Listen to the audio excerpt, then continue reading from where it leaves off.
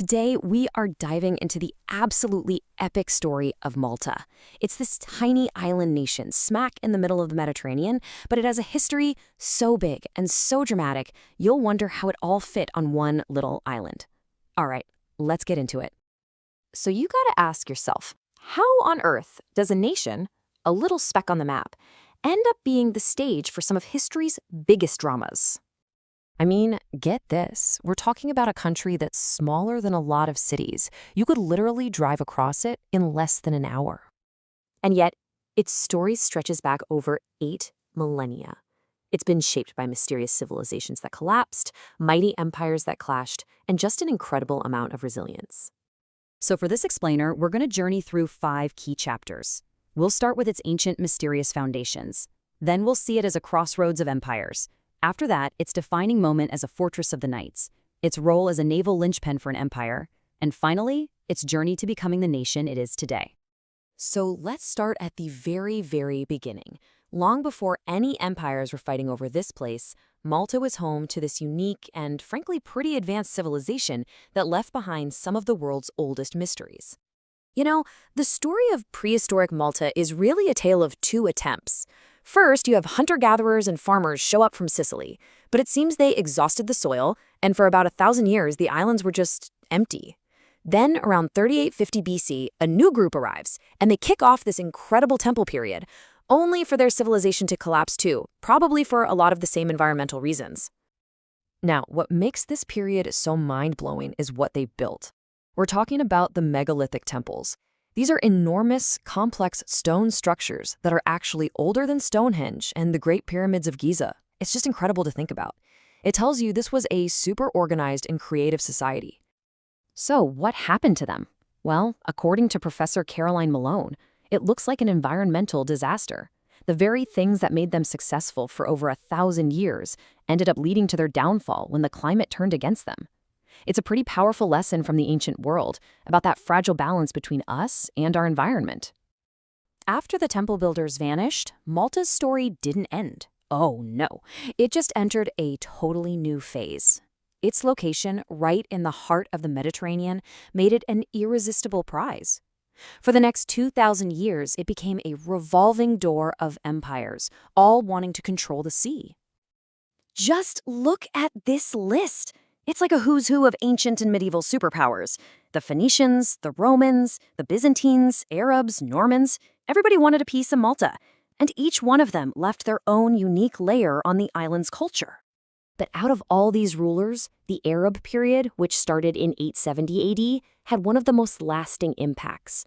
Sure, they brought new crops and farming techniques, but the most important thing they introduced was their language, a dialect we now call Siculo-Arabic.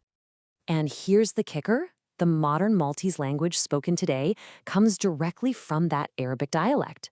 It's a Semitic language, not a Latin-based one like its neighbors. Research shows there was a complete language shift back then. So even after the islands were re-Christianized, the language of the people stuck around.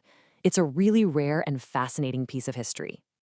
Okay, now the island story takes another huge, dramatic turn in the 16th century. This is the era that really cemented Malta's reputation in history and gave it the name it's still known for today, the Fortress Island. So, in 1530, this famous military order, the Knights of St. John, needed a new home after being kicked out of Rhodes by the Ottoman Empire. The Holy Roman Emperor basically gave them Malta. They took this pretty quiet island and turned it into the front line of their fight against the Ottomans. And that, of course, set the stage for one of the most legendary battles in European history, the Great Siege of 1565. The Ottoman Sultan sent a massive invasion fleet to wipe the Knights out for good. Just look at those numbers. It was a true David versus Goliath showdown. The siege was a 4-month nightmare of nonstop, brutal fighting. It started with the fall of a key fort, where the defenders fought literally to the last man. The main cities were pounded day and night, but somehow, against all odds, they just refused to break, holding on until a relief force finally arrived and the Ottomans gave up. This victory was a huge deal. It sent shockwaves across Europe. It was this massive morale boost that basically stopped the Ottoman advance in the Mediterranean. And afterwards, the Knights built a magnificent new capital city, Valletta, turning Malta into what everyone saw as an unbreakable fortress. Well, the Knights' rule eventually faded, and Napoleon even took the island for a hot minute. But a new global power had its eye on Malta's incredible harbors. The British era would transform the island once again, making it a critical piece of the world's largest empire.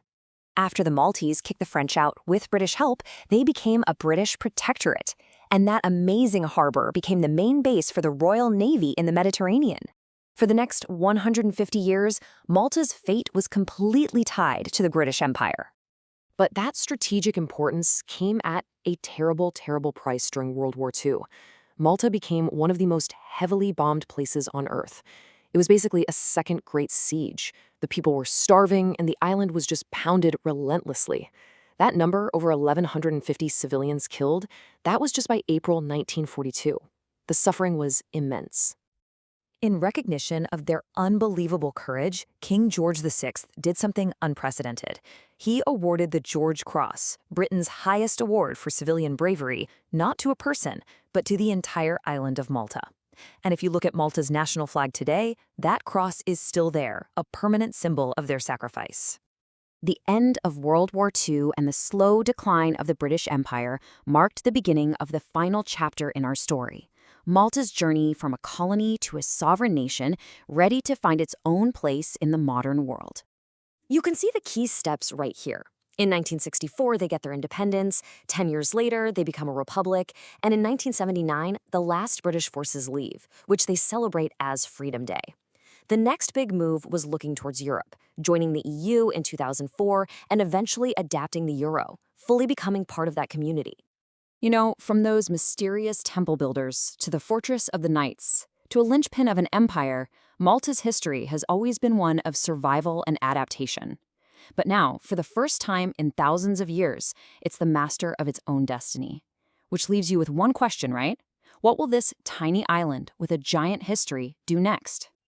If you enjoyed this journey through Maltese history, you should definitely check out our Quick Country Histories playlist for more stories just like this one.